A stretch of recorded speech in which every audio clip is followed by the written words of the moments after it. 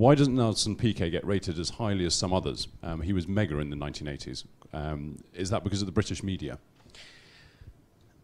Since I don't read many of the other media, it's impossible for me to say, but I would say possibly, because if up to the point at which he was up against Nigel, he was mega rated.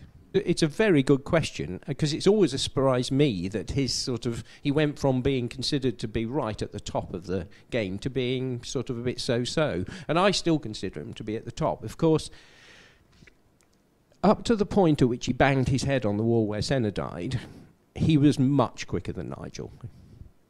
After that, he couldn't see properly, and he was about the same pace as Nigel. And Nigel, being such an aggressive and good overtaker, it was much closer after that. But up to the point at which Nelson crashed, I don't know whether you remember that. I do clearly, but he did say to me, actually not that long ago, that it was about 3/4 of the way through the season when he started to feel like Nelson Piquet. Yeah. Again.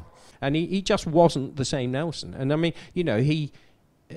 that's another sad thing, because I was not the only person saying you must do something about this wall, because, Gerhard had hit it and the car had caught fire.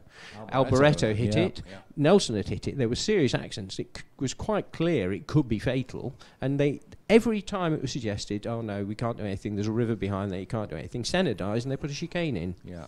And you think to yourself, well, the guy who signed that circuit is the person responsible for the death of Ayrton Senna.